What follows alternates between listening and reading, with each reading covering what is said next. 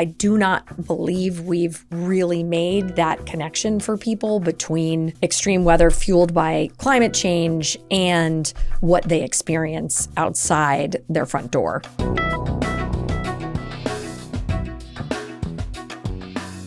Hi, welcome to What the Earth, featuring smart and personal conversations with experts and thinkers working to solve today's biggest environmental challenges. I'm Zanaji Artis, fossil fuels policy advocate at NRDC, and I'm here with our executive director, Christy Goldfuss, and we're talking about the evolution of advocacy. Hi, Christy. Hi, Zanaji. How are you? Good. It's so good to have you. It's so good to be here with you. Thank you. Yeah, excited to chat. So I want to start with your career and just how you got here. You're the executive director of NRDC, but there was a long winding path leading up to that. And so I want to hear all about that. Yeah, I don't think it's a typical career path, but I got my start in a very similar place to you. I was at Brown University, political science, theater major, and really ran into a point in time where I was disillusioned with the whole theater world and the idea of doing that and kind of lost my confidence. And you have to be super confident to want to be an actor. And so I was trying to figure out how to put together these two pieces of my life and landed on television news. And that was where I launched after college. I did overnights at the NBC station in Providence, Rhode Island, and just kind of took off from there. And what was that transition like to be reporting news, to be doing this other thing, and then merging that with political science and becoming an advocate? It was a crazy shift, and I definitely felt a little lost in the beginning.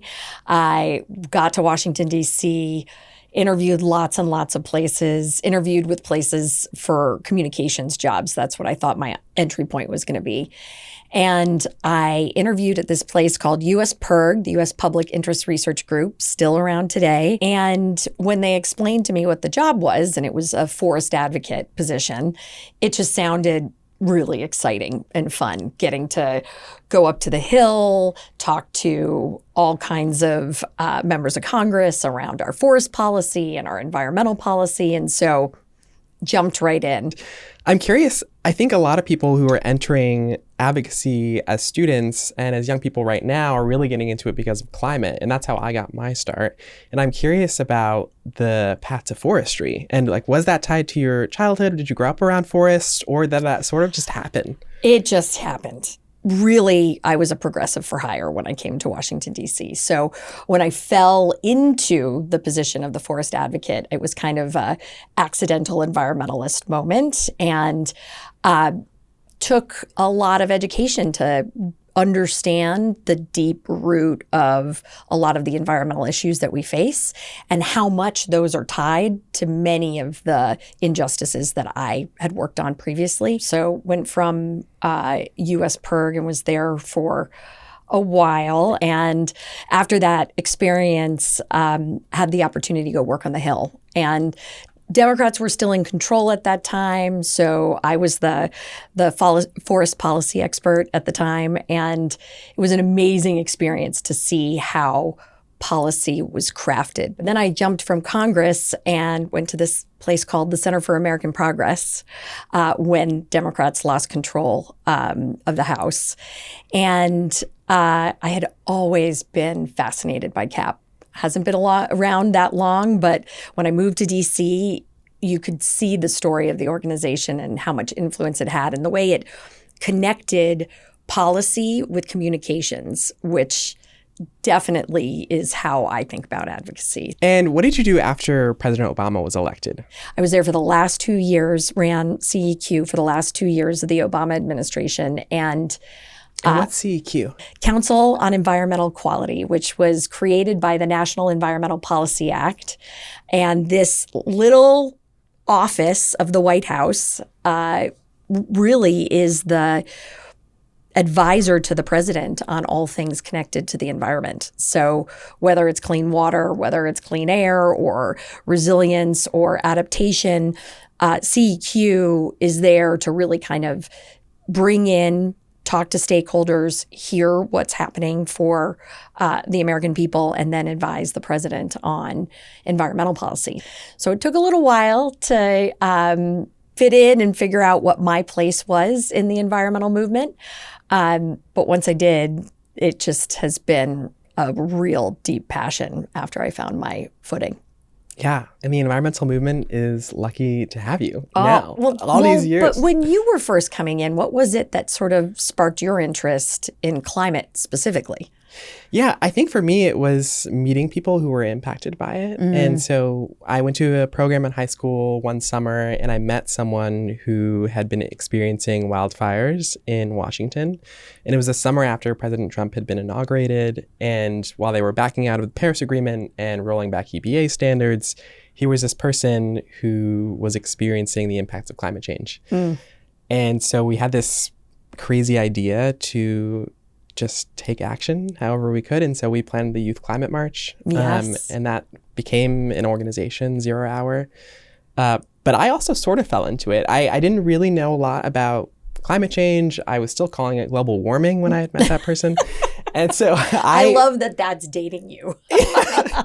I don't know. It wasn't something that was taught in my school or anywhere growing up. I grew up by the beach, so the ocean was important to me. But I thought the biggest thing we could do was stop using plastic straws and plastic bottles. And then I learned about this giant problem of climate change.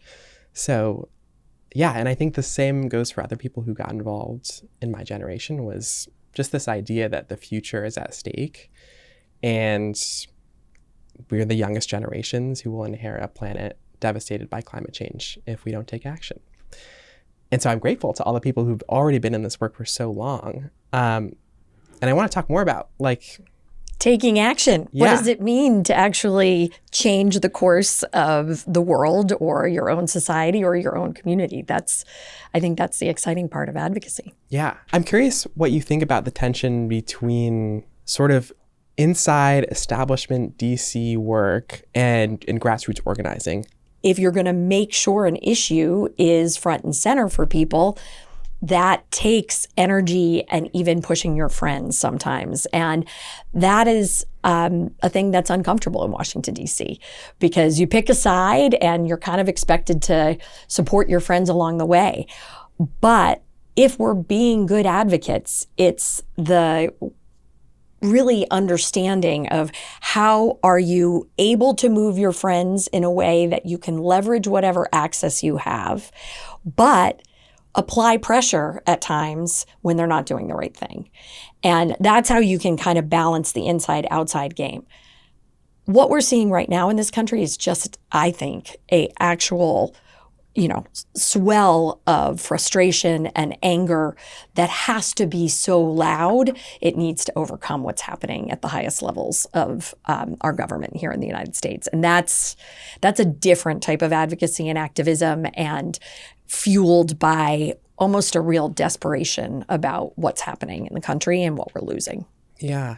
And I think that also raises a good point about just there are so many people in government who are supportive of environmental justice, who have fought for it for their whole careers. And yet at the same time, there's these other insidious actors, the oil and gas industry, big banks who are funneling money into the expansion of oil and gas, of misinformation and disinformation campaigns. Billions of dollars have gone into this work to mislead the public, to fund political campaigns, to get people on their side. How have you seen the evolution of corporate influence on our politics, and what does that mean for the state of where we're at right now? I think it's shocking to see the level of pay-to-play corruption that we're experiencing right now. Things really did change after Citizens United, and this idea that corporations were people and were able to influence elections the way that they do now. But what we're seeing, where you have a president who during his campaign said to the oil and gas industry, bring me $1 billion and I'll do whatever you want me to. we have this whole administration that's doing everything they can to make sure that we continue to fuel climate change and make it worse. And I think the industry feels they've done everything, they've won. Climate denialism is in the White House.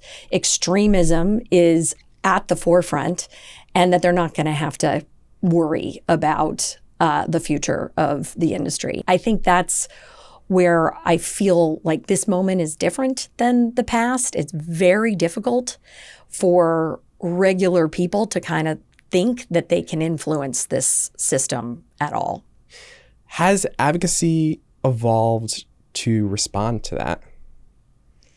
No, is the very simple answer. I think the pace of change that we're seeing right now is so fast that it's hard for people to keep up with what's going on. And I know in the environmental movement, I do not believe we've really made that connection for people between extreme weather fueled by climate change and what they experience outside their front door.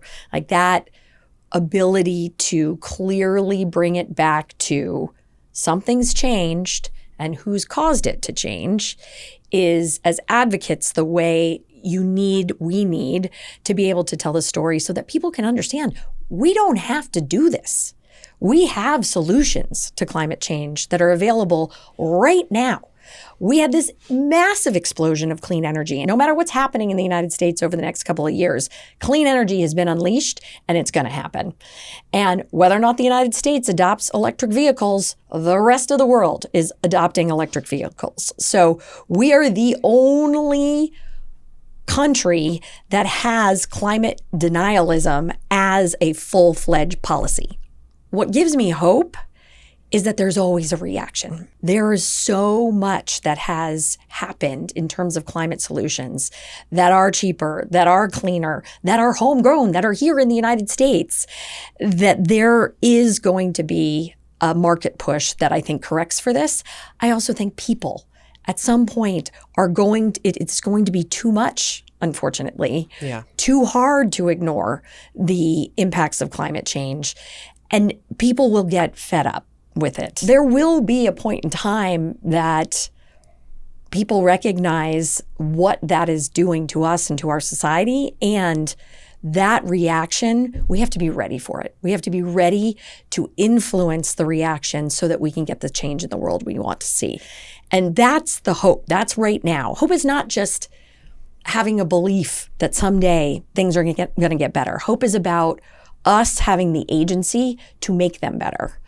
And so as hard and as dark as it is right now, our job here at NRDC with all of our colleagues and friends and in coalition with all of our partners is to start really seeing the path forward, painting that picture, getting the solutions that are going to help us combat climate change and other environmental problems, and getting ready for when the reaction happens. That's exciting. It is. And if it weren't for the fact that I've been through several campaigns where I do think we've changed the world for the better, it would sound totally audacious to believe that we could do it. But people have done it time and time again. That's what movements are. Movement is about moving forward and bringing more and more people with you to impact and influence change. Yeah, of course, Washington changes all the time with elections and things. But throughout your career, how has it changed working on this issue? We lived through the first term of the Trump administration. And I like to think back to that first term because those were extraordinarily dark days.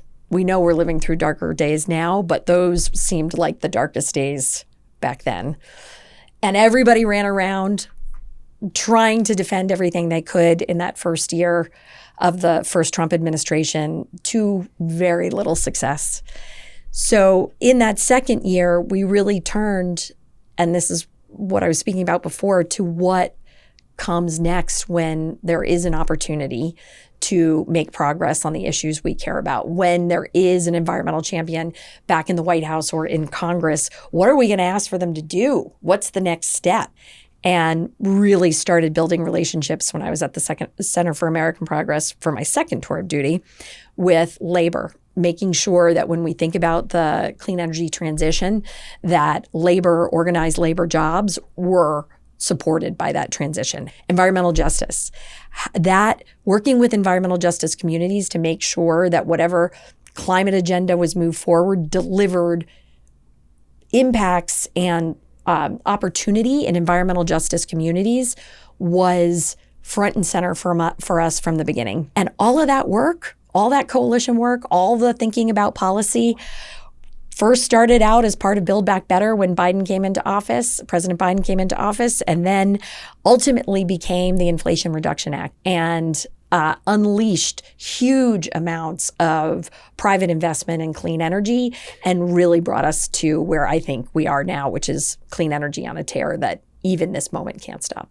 Yeah. And I wonder if you could just talk about, I think for so long, people have fought for really the bare minimum, and we still are. People are fighting to stop pollution and fence-line communities, fighting to make polluters pay and actually ensure that the oil and gas industry cleans up the messes that they make. And I wonder how that changed with the Inflation Reduction Act, and also how that vision is being built for something more than just cleaning up the pollution that's already there. Yep. The big strategic shift in the Inflation Reduction Act was focusing on incentives rather than a carbon tax or some sort of fee on the oil and gas industry or fossil fuels. We shifted towards incentives because we felt like that was the way that we could deliver the fastest change on the ground. And that if we had huge tax credits for the industry, or if we had grants that went into communities, all of those incentives would provide change quickly. I think what we learned is it wasn't fast enough. Communities didn't get the money fast enough just because how long it takes to set up a whole new program in the federal government, how long it took to staff the government up. We just didn't have enough time. So when I think about what comes next and our job as advocates, we have to balance the need for change and the speed at which that change needs to be felt by people and in specific communities. What also gives me hope is if you think about the elections, you have Zoran Mamdani winning in New York City with this platform that is so simple to understand, right? Free childcare, free buses. And people are galvanized by that because they know they will feel that change right away. And you have Abigail Spanberger, and has a message that's very tailored to affordability and to what people are feeling in Virginia. And I think when we figure out or work through what comes next in climate policy, we are going to have to think about affordability. What does it mean that we have all of these data centers and load growth happening right now, which are driving people's electricity rates up? But we're going to have principles about the speed of change, who feels it, how quickly they feel it, and what is the implementation mechanisms that might be beyond the government, just given that it takes the wheels of government so long to get moving. Yeah. And I'm curious what you think about building power and what that looked like in the lead up to wins like that. Building political power, building movement power for legislation, for candidates. And back in 2018, I had just started college, and I remember the Sunrise Movement Hub at my college had taken a bus down. This was right before finals, so I didn't get to go, which was tragic.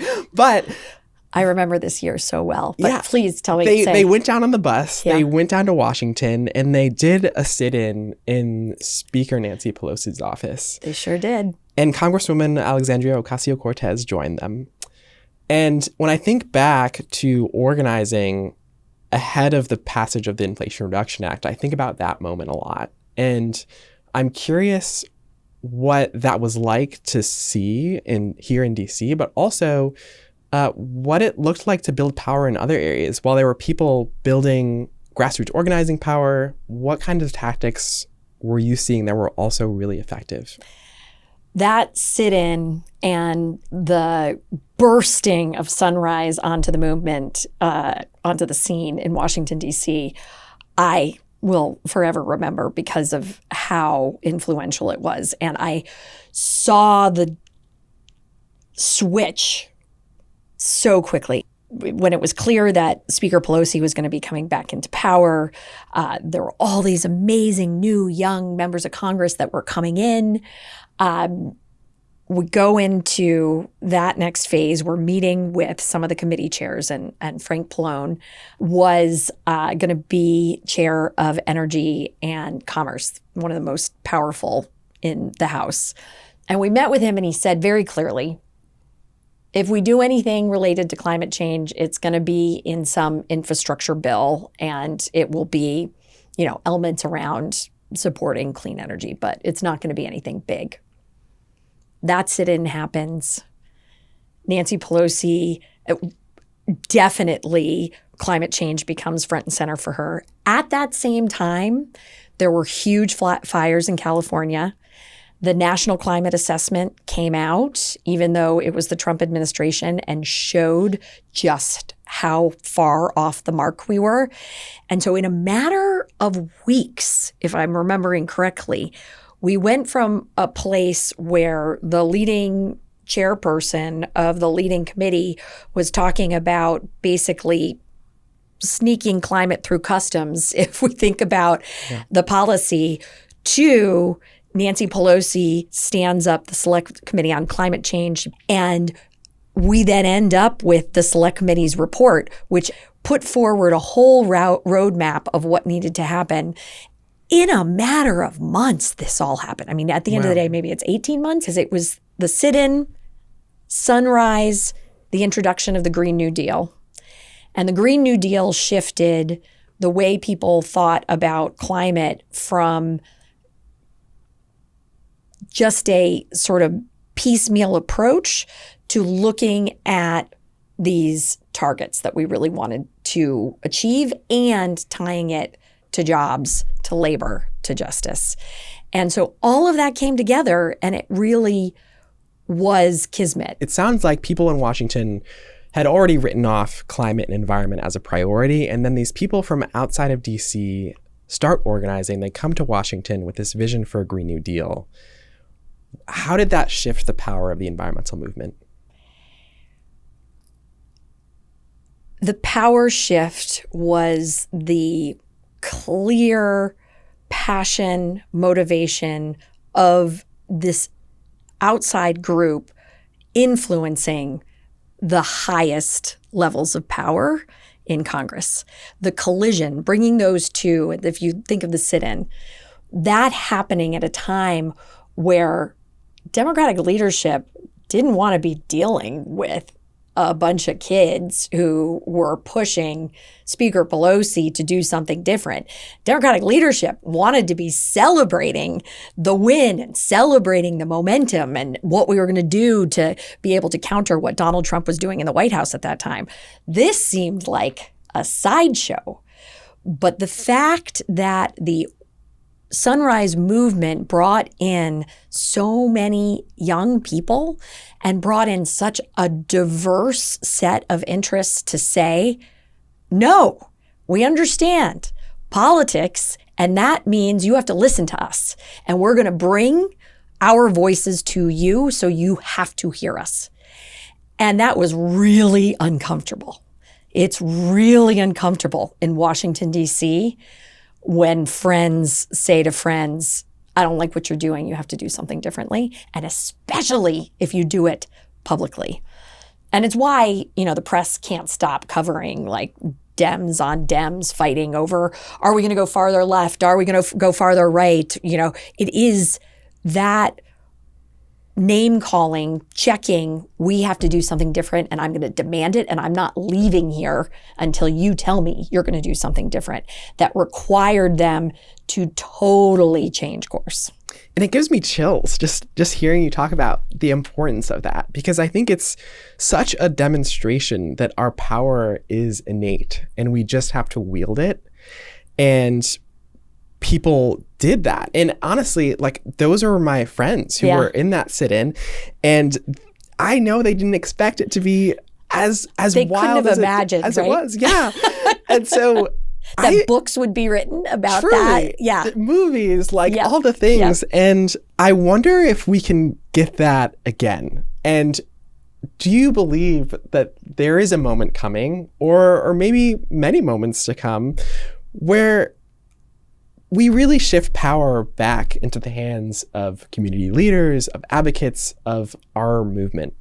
Yes, I absolutely believe there is a moment, many moments, as you said, that are coming. And you can see that it's probably going to be messy, that there is a generational shift happening right now. And the reaction to what we're living through at this particular moment with Donald Trump as president of the United States and the influence of industry and the winding back of time, there will be an equal reaction. And it's going to be big. And it's going to be exactly as we've seen throughout the course of history, people coming together and saying, no, enough is enough. We're not going to do it this way anymore. This is not who we are. And we demand a different type of change, and it looks like this. We're going to see the leaders, the ones who succeed are the ones who are able to tap into that message, those leaders on the ground who say, no, we're going to do it differently, and this is what it looks like. And I think a lot of people will look at this from the outside and think they're advocates. They've been doing this for a while. This isn't a message for me to get involved. What do you say to people watching this who maybe haven't gotten involved yet, who aren't in the streets yet, who maybe even haven't voted before, to get ready for this moment that's coming and to start organizing? I know there are books about that time around the Sunrise Movement. I say go get that book. Yeah.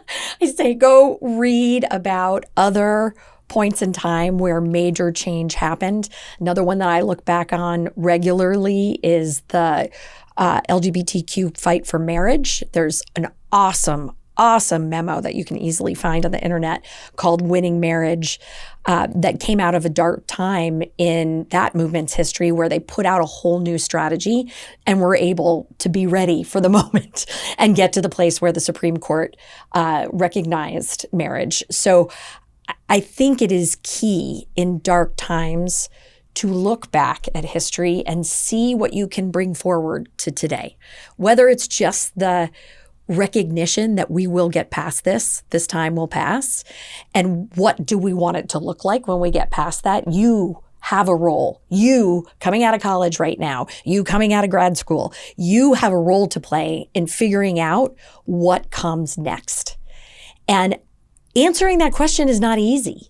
So take this time where you feel like maybe things are out of your control to figure out what we should ask for next. Start really getting to that place of what's the next version of that moment, that sit-in that is going to come in our future, and where is it going to happen? Yeah. And I love that you use that example because my parents were actually involved in the fight for same-sex marriage too. No way. And they sued the state of Connecticut. And I was a kid through this whole time, and their lawsuit legalized it in Connecticut. And I'm like, Zanaji, I didn't know that. That's so they fought exciting. at the federal level. And experiencing that, I think, actually led me into advocacy. So you've seen that things change. Yeah.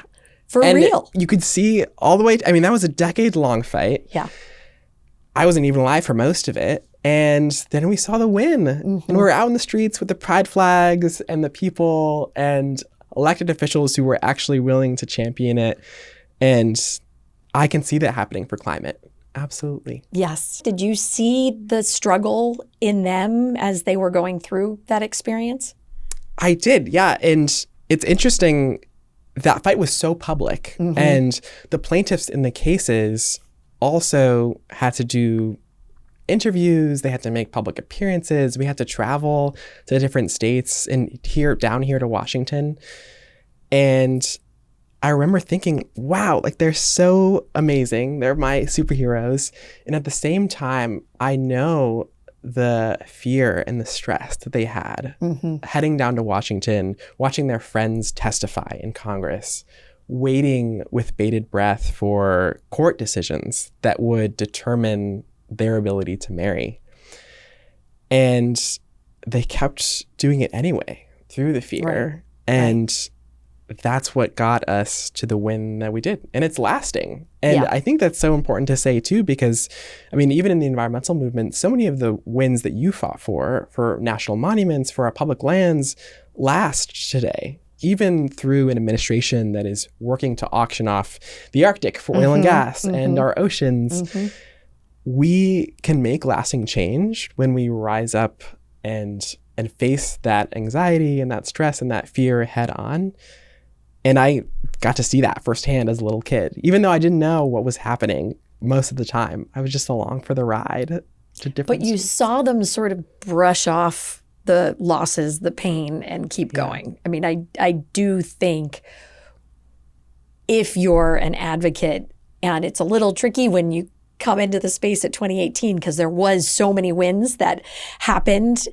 But for the most part, the changes that we're talking about, you have to expect that it is a long, long journey, and there are going to be wins and there are going to be extraordinary losses. And even the things that you thought you won on, you're going to lose on. You mentioned Zoran Mamdani, and he sort of crashed onto the stage just like the Sunrise Movement did. And for much of that campaign, it seemed an unlikely outcome. And yet he appealed to so many people. I wonder why you think that was. Well, similar to Sunrise, I think he was able to crystallize his message, tap into something people really felt, which is that the system wasn't addressing their needs. And then he put forward solutions that were really easy to understand and grasp. And even though those solutions, free childcare, free buses, are not going to change everything in society, they are very simple demonstrations of what's broken in the system and of change that people can measure whether or not it happens. And I think that's what Sunrise did. Sunrise was like, here's our vision. This is the change we want to see in the world. And then here are some steps to getting there. And I think that's the key to really fighting the apathy we see right now, because people have an idea of what they want, but they don't think anyone is putting forward solutions that even get you on the path to getting there. College is too affordable, too expensive. Housing is too expensive. Food is too expensive.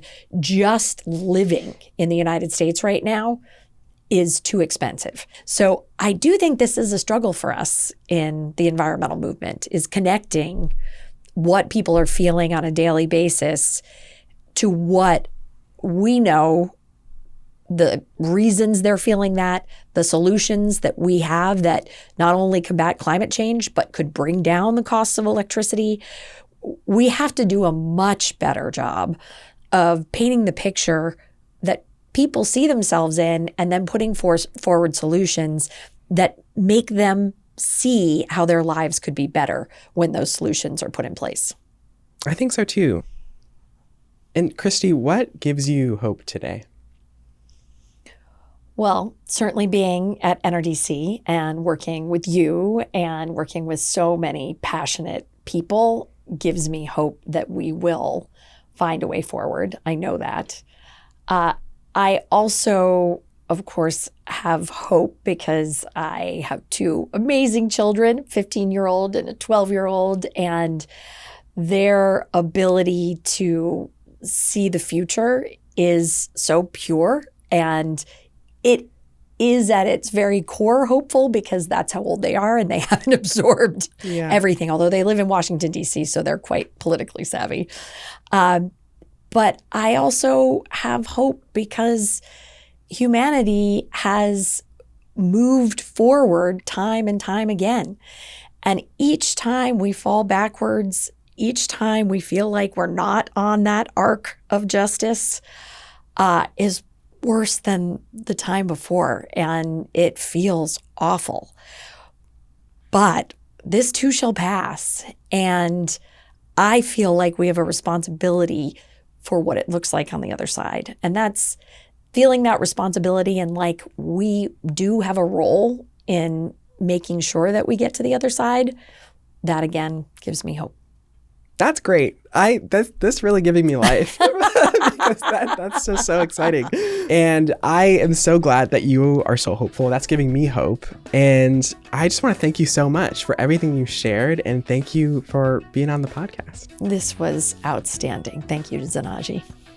If you enjoyed this episode, please like and subscribe to our YouTube channel, NRDC Flicks. We'll have new episodes every week.